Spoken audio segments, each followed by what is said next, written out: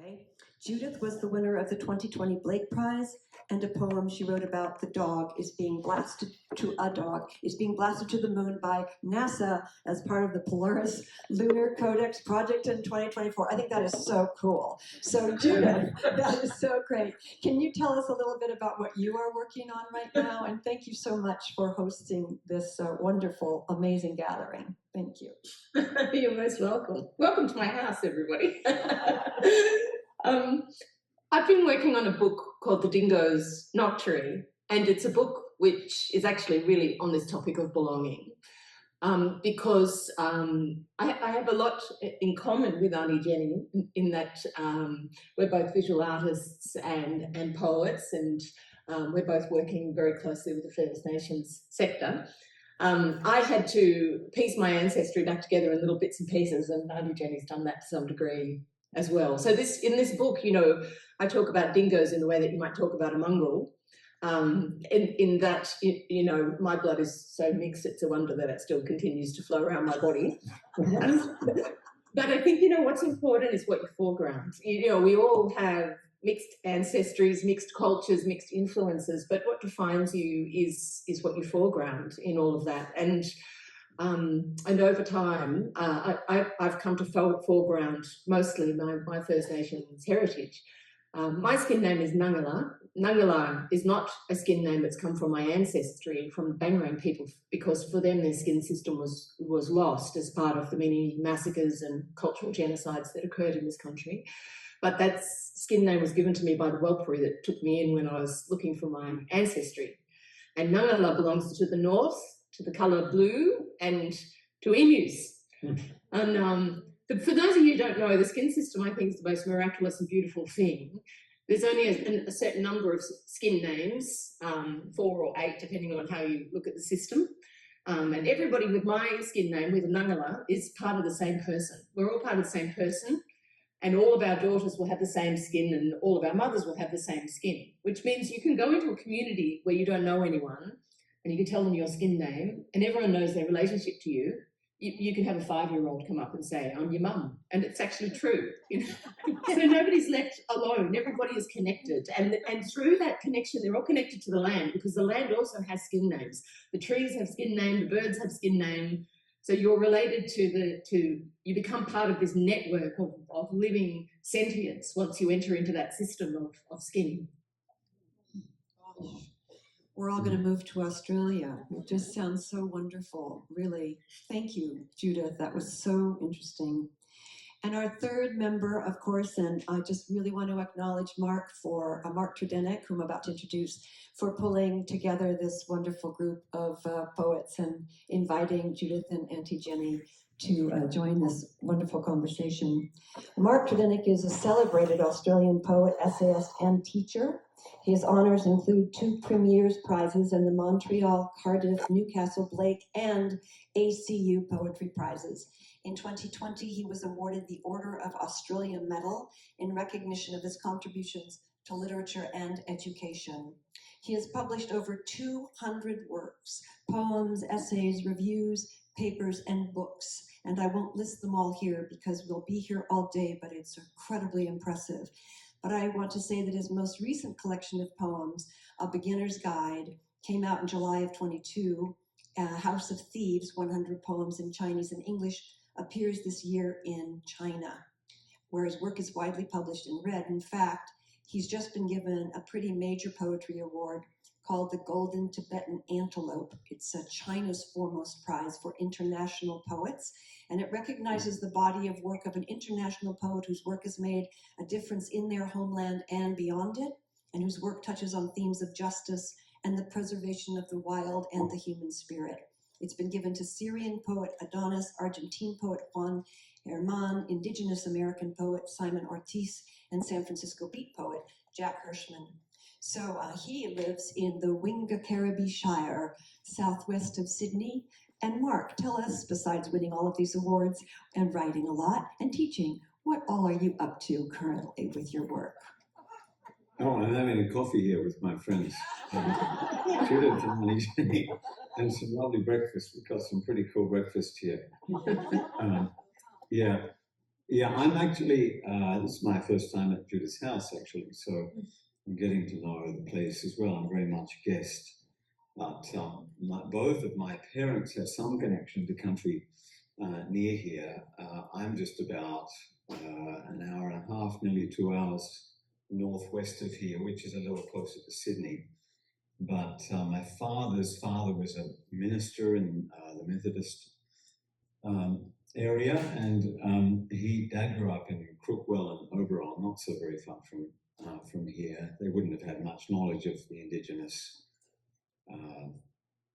law that applied in that part of the world. My mother's family, I'm a fifth generation Australian resident, and my mother's family settled in a country very close to here, actually, in the 1830s. So I have sort of connection to the country. The work that I'm working on from time to time, that's an impressive title. So, yeah. The work that I'm working on, well, a few things actually. I might share a poem from this sequence later, but an Australian composer friend of mine, Alan Holly, was commissioned last year to write some carols for Advent and Christmas. Such a fascinating challenge these days. I mean, how do you do that on this landmass and acknowledge what the ideas that might run through Christmas without any mangers or wise men or camels or Mary or Joseph or anything particularly Christian? So the birds come to the rescue, of course, because birds were the original carolers. So I wrote him 9 carols, and 2 of them were sung last Christmas, but the whole 9 of them are being sung this Advent by a fabulous choir in Melbourne. And then Alan got on to me and he said, Mark, I need you to write a knock 'em dead kind of overture to these carols. So, of course, as soon as a composer says that, you go silent for months, because how do you do that? Exactly. It's kind of completely counter to the idea that I would have about poetry's purpose, which is, intimate and quiet and so on. Anyway, I did manage something the other day in the form of a ghazal, and I might share that with you later. My mother was a sacred musician, so it's not. I grew up with the idea of sermon and Bible and to some extent country and Bach, kind of sacred music as being completely natural to me. I just thought that's how the way that the whole world functioned, really. So musicality is a matter of deep faith, I think, and practice for me. Also, my work from the very beginning has been very concerned to come at an understanding of self through attachment to country. And I'm 60 plus now, and the trajectory of my life has seen Indigenous culture become a thing that that all of us have been growing wiser about. I think slowly, but I had a deep longing from the very beginning, a sense of self even, that felt disconnected until I could put down some sort of roots of intimacy with country. So a lot of my writing has actually been in that sort of area. Listening to Judith speak about the idea of everyone in the place being the same person, what a fabulous idea. It takes me back in Western epistemology to William James too, because William James, an early psychologist, philosopher, said, how would it be if the self were a constellation, he said. I mean, right there's a kind of, and of course all the black fellows are going, yep, we thought this is all on you. That is so great. That's wonderful. That reminds me very much of Lee Herrick's granddaughter saying that she thought an art gallery was an art galaxy. And could that be true, please? It reminds me of that very much. I think this would be a perfect time, actually, to hear a poem from each of you. And Mark, since you're kind of on the topic of the carol, why don't we just hear from you to begin with? That would be lovely. Oh, sure, Sans. Thanks for having us too, by the way. This is the very first reading of this. Is pretty brand new. This is a ghazal, and each of its lines has 9 beats. There won't be a test later, but I hope it's got 9 beats. That was my idea. And there is a rhyme scheme. It has a name in the Arabic version. Radif, I think it is. You'll see what it is, but of course part of the musical joke here is that I'm rhyming with the word Advent from start to finish. Who knows what comes? Each day a river camp, another step, a circus tent. You put up in a squall without a mallet or a clue. But death forgets for years on end to call. Until she calls, we have the days. The days are all, in fact, we get. And inside each, like stone in peach, we have the future tense, the sweetness of the flesh, the rot, the tree, the orchard in the fall, the fruit.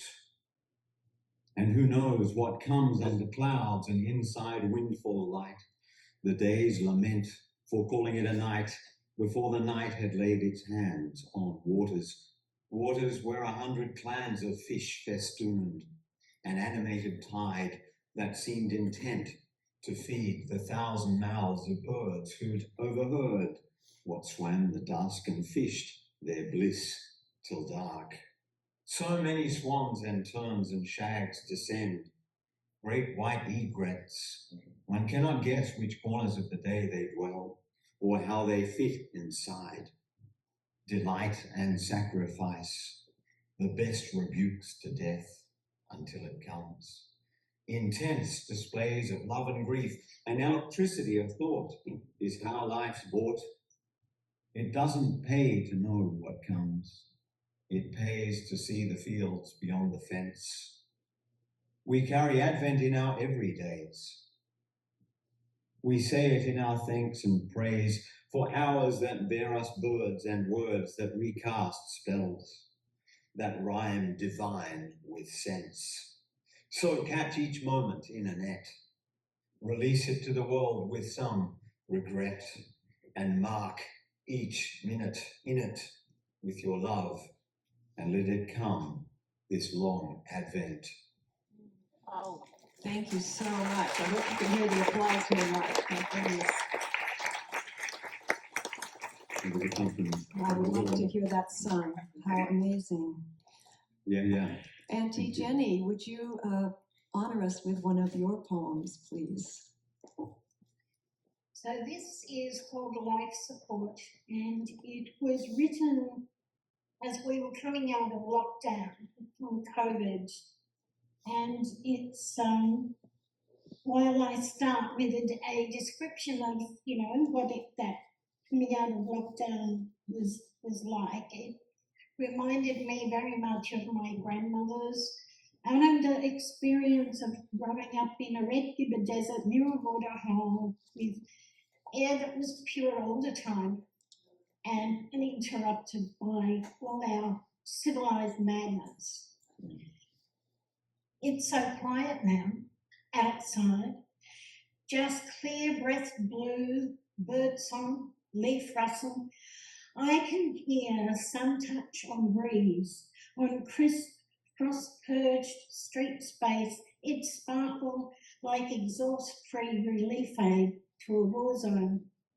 Even the bush, pigeons and magpies saunter across highways with reclamatory swagger.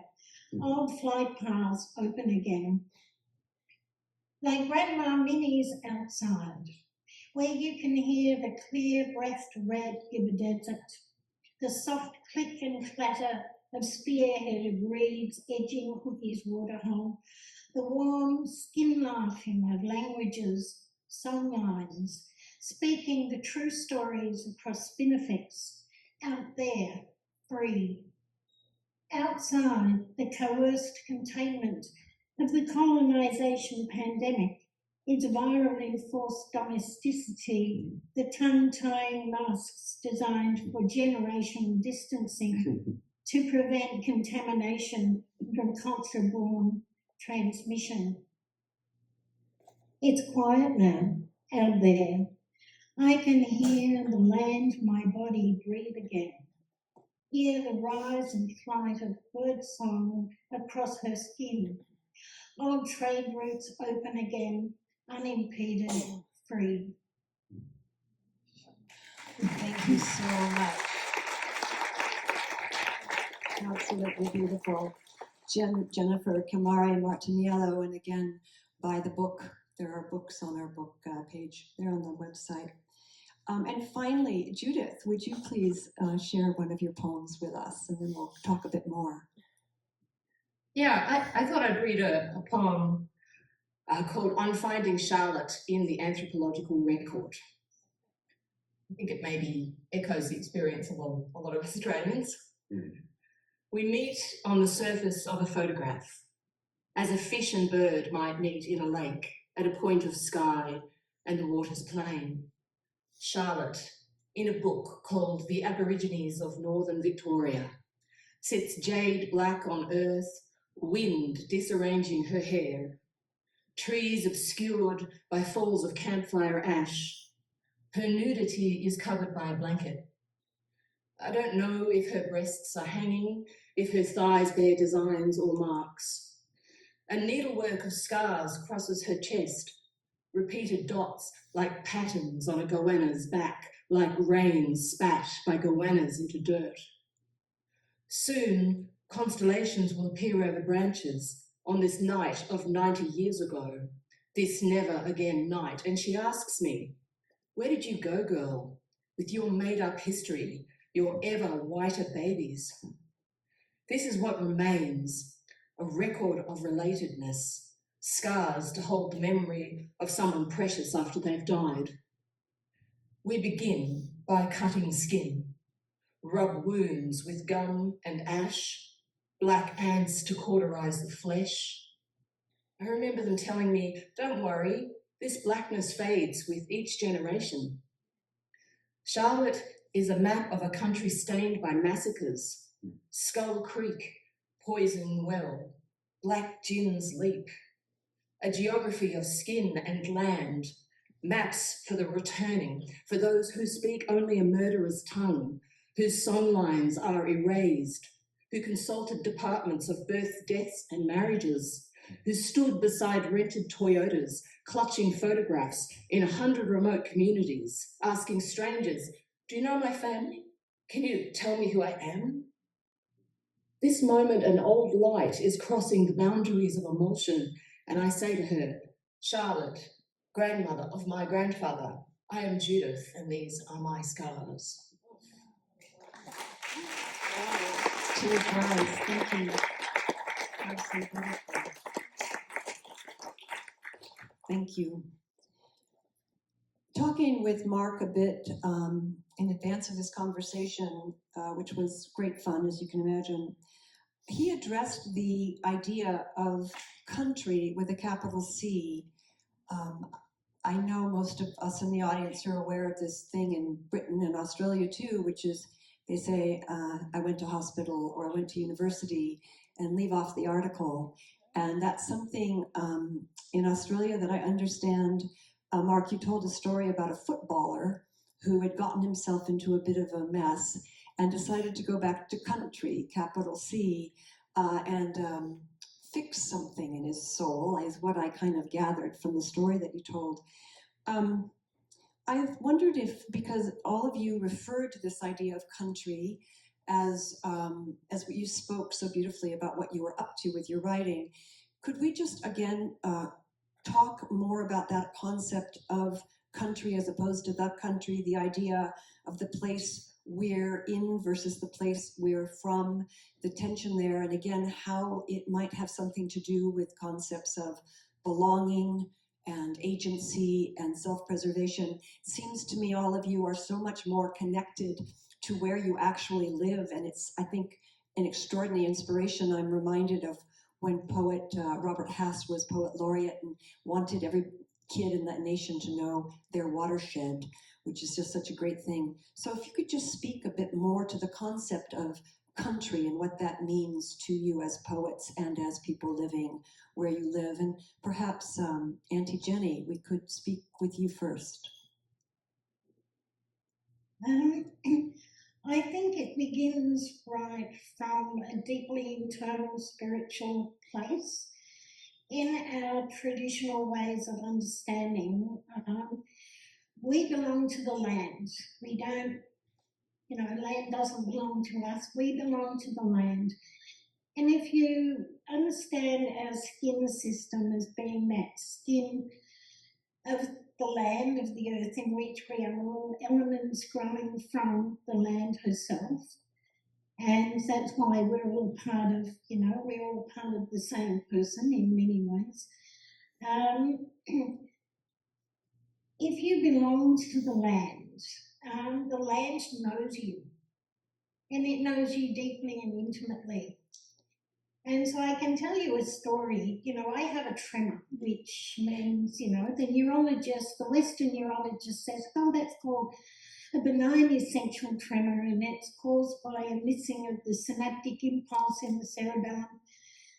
And my grandmother, my older grandmother said, no, that's your land calling your spirit to come home for healing. And it will agitate your spirit to make you shake until you bring yourself back, until you bring your spirit back to your land so you can be healed. Mm. And the only place that I don't have a tremor is if I sit next to Hookie's Waterhole, where my grandmother bore 8 children and raised them, and where my father was born, and I can sit at the edge of Hookie's Waterhole and my hands are as steady as a rock. So, as far as I'm concerned, that's the wisdom and that's what it means to belong to country. So your country, your land knows your spirit, and so you can never be separate from it, no matter where you are.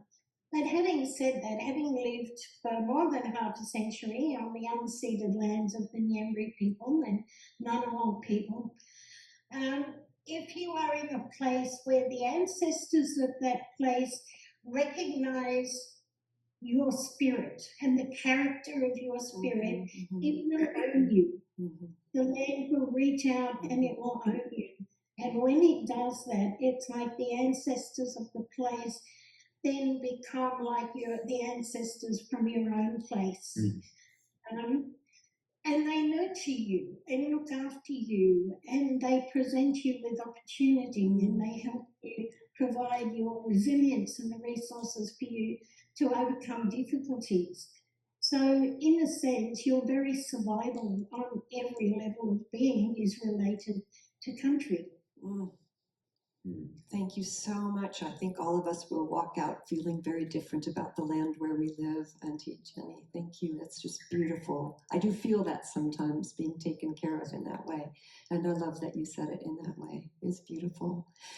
And Judith, could you share a bit about what this concept of country or going to country means to you and your ancestry, and how you relate those ideas to your poetry and your living? Yeah, I mean, when you talk about the country, you're talking about something that's in contrast to the city. It's a sort of amorphous location somewhere out in the bush. That's when we use the bit. But country is an intelligence. It's a deep maternal intelligence. It's all of our mother.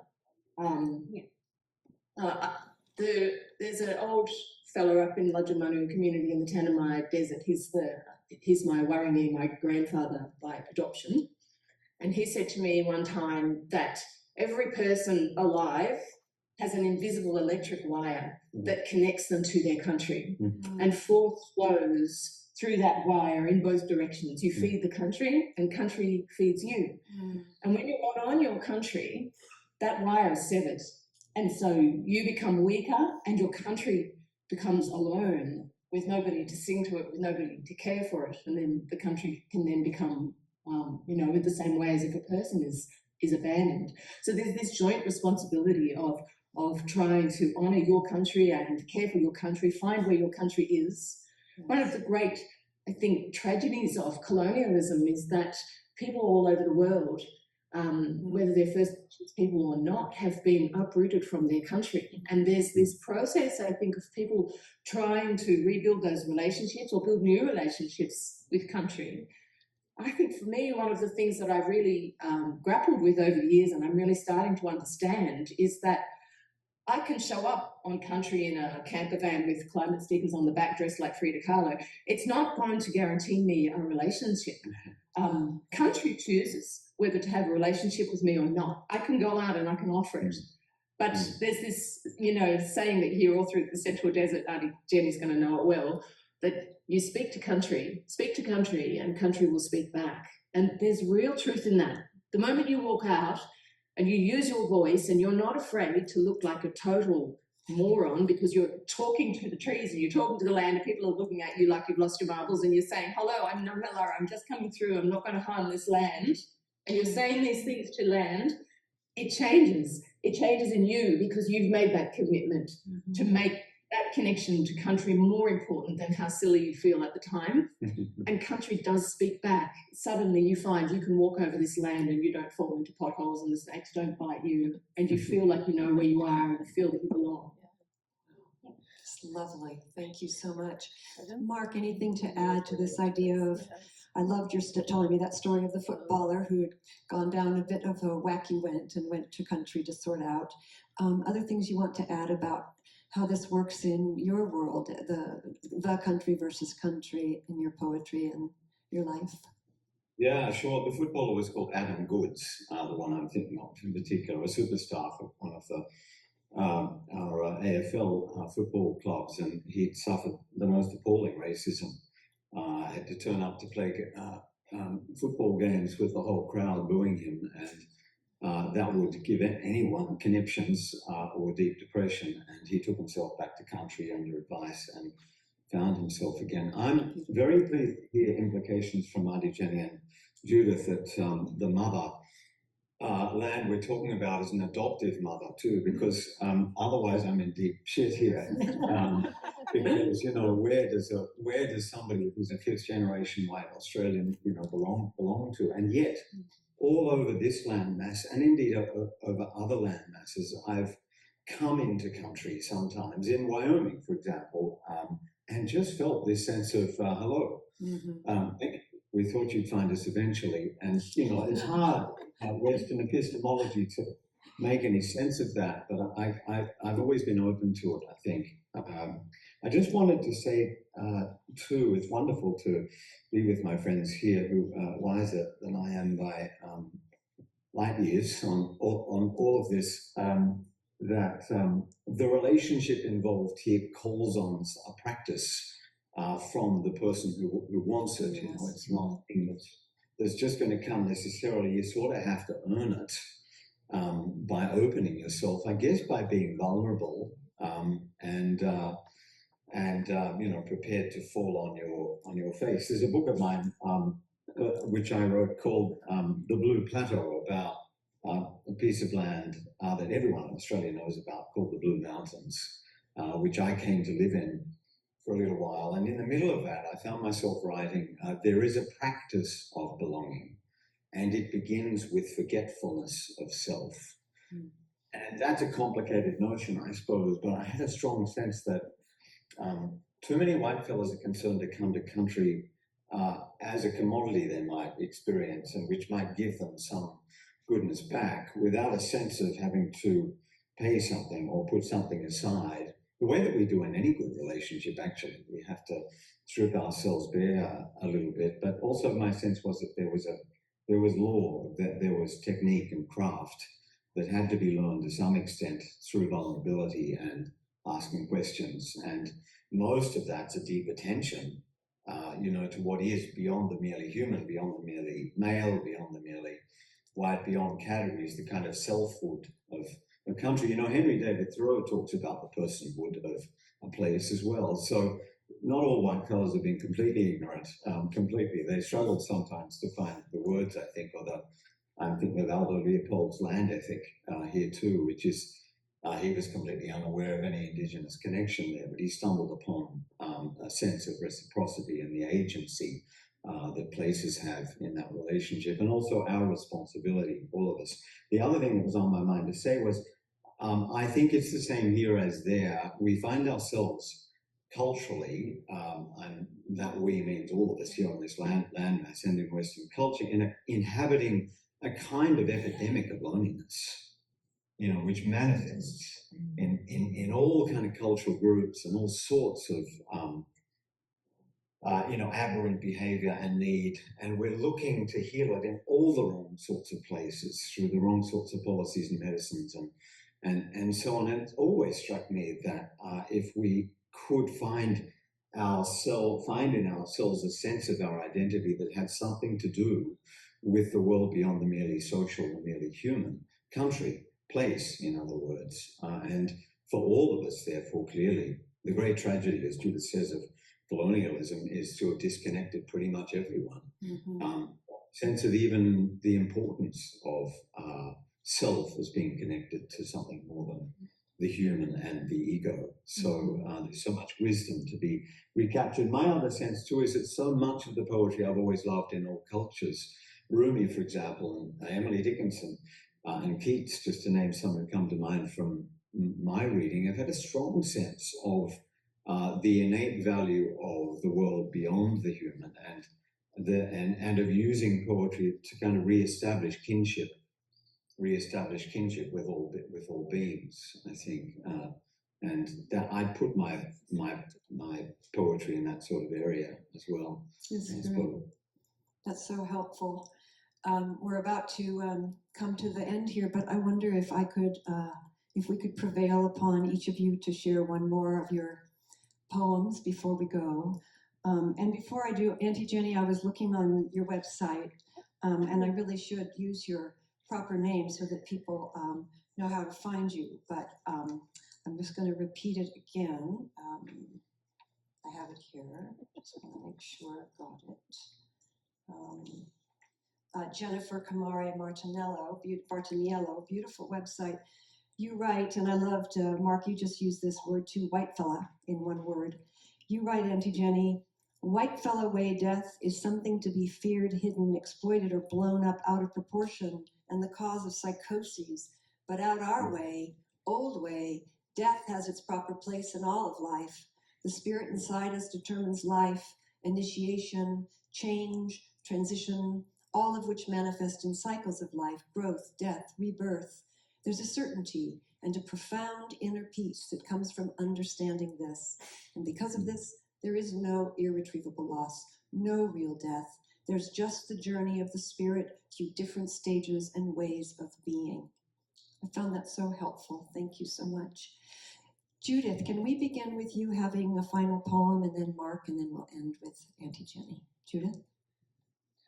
It's funny that you should have spoken about death the way that you just did, because the poem I'm going to read you, I couldn't write this poem, and then I was helped actually from the afterlife by one of your countrymen, by my old friend Marvin Bell, who passed away. And I had been trying to write this poem, and it was just disastrous. And I wrote, excuse my terrible language, but I wrote into what I thought was Google browser, I have no fucking talent, and I hit send, but it was actually the Finder on my computer, not Google, and it brought up an old email from Marvin that I hadn't read, and he said, I have a poem attached.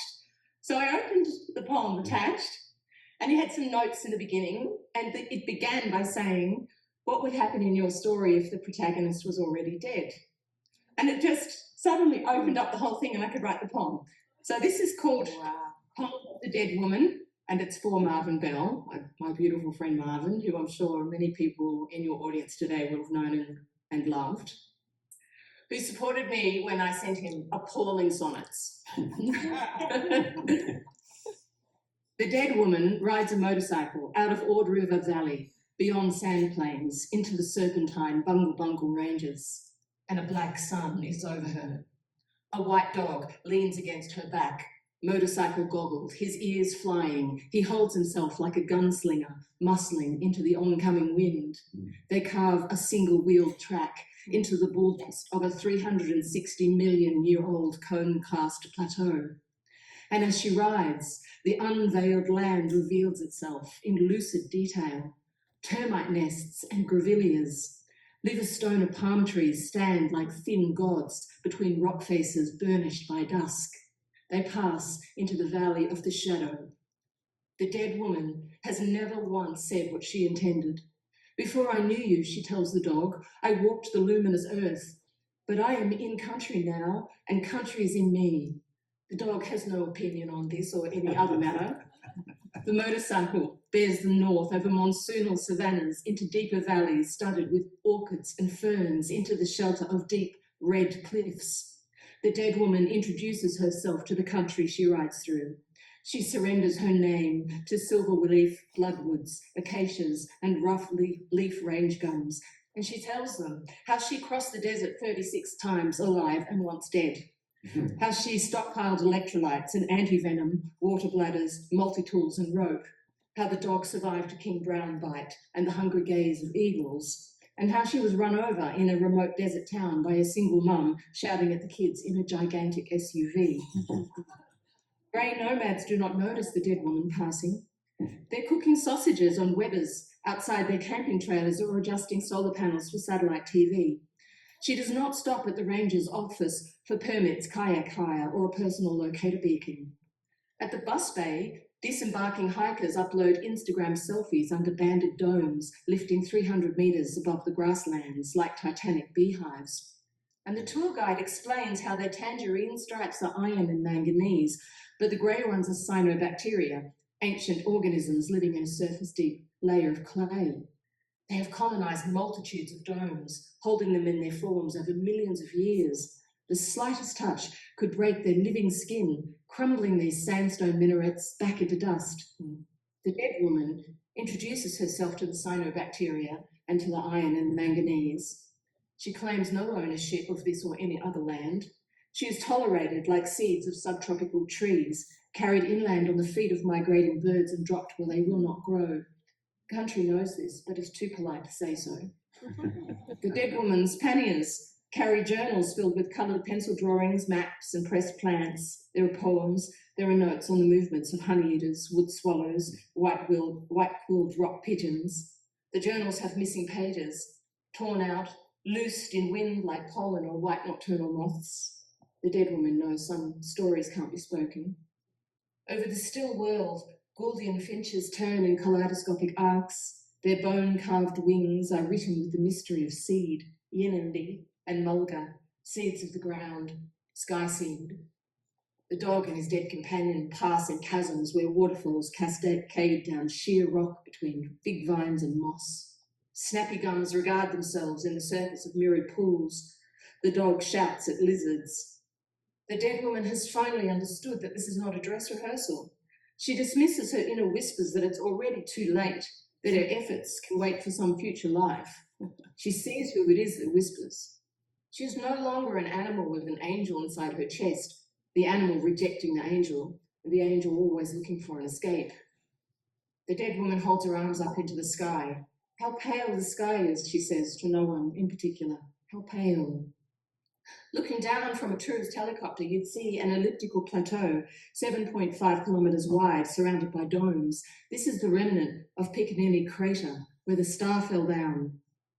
The dog clambers over boulders tossed by the meteorite. He is a whiteness on incarnadine stone. All the creeks and pools are silver on night's border. Ursa Minor, Centaurus, and Crux are sparks on the watered roots of trees. She hears the palm trees speaking in their slow vegetal language. Crows and their dark spies are signalling across the gorge.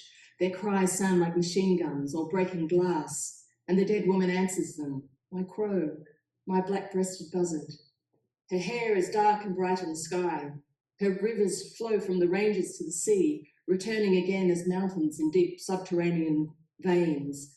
She is a circulatory system. The dead woman is not looking for a door. She will not get drunk and join the Scientologists. She won't search for answers in grimoires, tarot cards or wormholes, or in boxing matches or late-night confessions with online language bots. She has already written her history in blood and milk and venom. She perches above the rock holes like a kingfisher, waiting for the flash of something silver in the deep.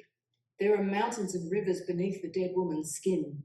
Her breath drifts over them.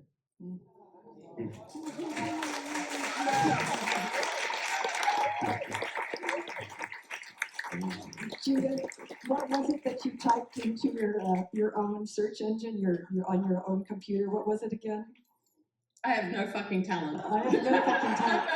I think we're all going to use that as a prompt, right? Just to put that into our own. That is so great. Thank you deeply for that.